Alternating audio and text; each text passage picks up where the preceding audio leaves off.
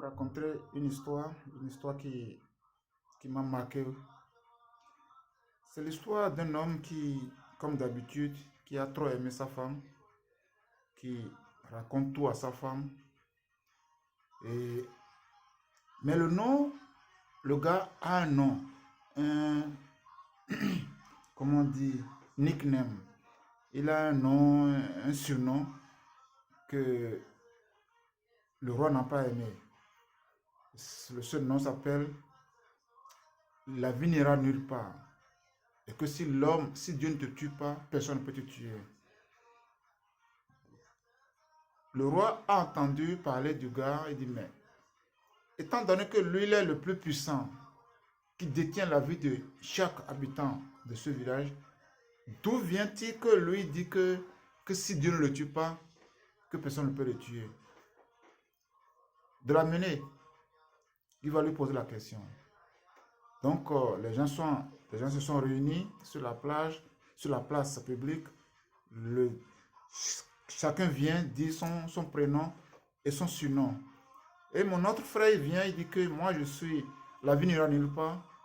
Si Dieu ne me tue pas, personne ne peut me tuer. Le roi lui a demandé, mais comment tu as pu trouver ce nom? Il dit non, mon Dieu, mon roi, si Dieu ne me tue pas, personne ne peut me tuer.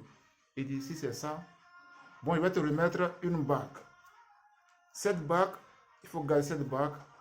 Quand j'aurai le temps, quand j'aurai envie, je vais t'appeler. S'il va te demander la bague, tu vas me donner la bague. Il a pris la bague, il a porté la bague, il est revenu à la maison. Il a dit à la femme, voilà ce que le roi a dit. La femme a dit, mais toi aussi, pourquoi tu vas aller faire de gros dos là-bas?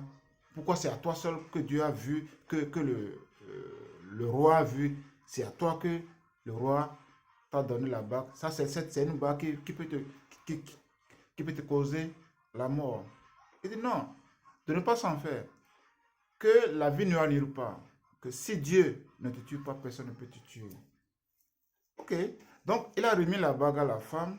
Ils ont caché la bague quelque part très loin. Et 3 mois après, le roi a appelé, a convoqué le gars. Le gars est arrivé, il dit où est la bague qui était remise. Le gars a levé la bague, il a donné au roi. Le roi est d'accord, merci beaucoup. Je te remets encore la bague, va te reposer. Si en temps, j'ai envie, je vais t'appeler encore pour que on va causer. Il est parti, il a remis la bague à sa femme. Et le roi commence par se demander comment faire. Un de ses conseillers lui a demandé, mais tu sais que la femme aime l'argent. Passons par la femme. On va lui proposer de l'argent. Peut-être que la femme va accepter de nous donner la bague là. Parce que comme il vit ensemble avec la femme, donc la femme sait que là où il a mis la bague. C'est comme ça, ils ont convoqué la femme de notre ami qui est un pêcheur. Donc, ils ont demandé à la femme ils ont proposé à la femme de l'argent, de l'or, des pailles, que est-ce que si on lui donne tout ça là, est-ce qu'il peut trouver la bague là? La femme n'a pas hésité, la femme a dit oui, bien sûr. En même temps, le roi lui a donné des pailles, de l'argent, tout avec la richesse. Et elle est partie, elle a remis la bague, elle a remis la bague au roi.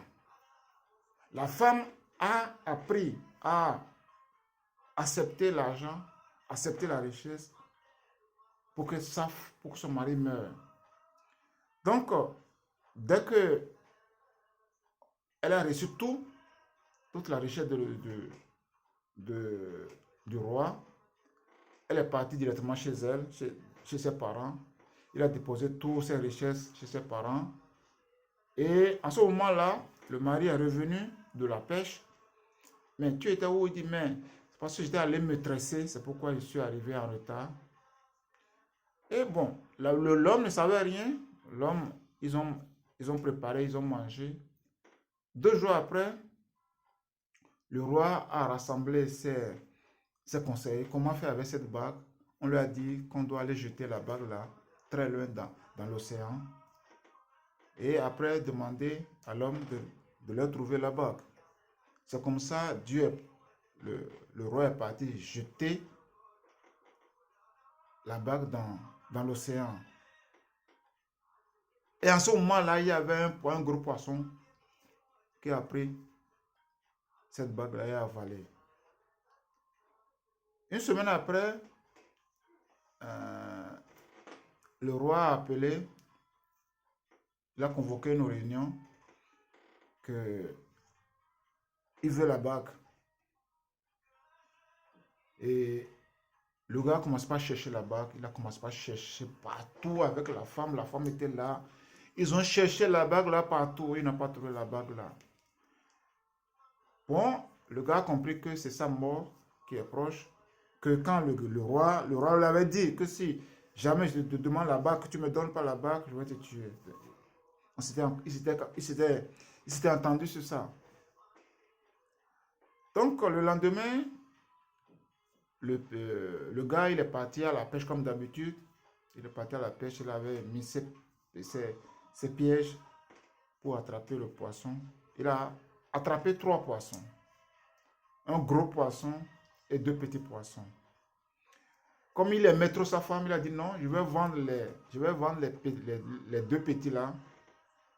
Et le gros, on va arriver, on va manger avant que je ne meure.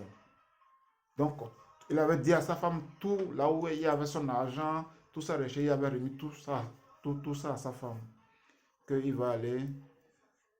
Et quand il a pris le gros poisson, il a coupé le gros poisson. Et dans le ventre de ce poisson se trouvait la bague.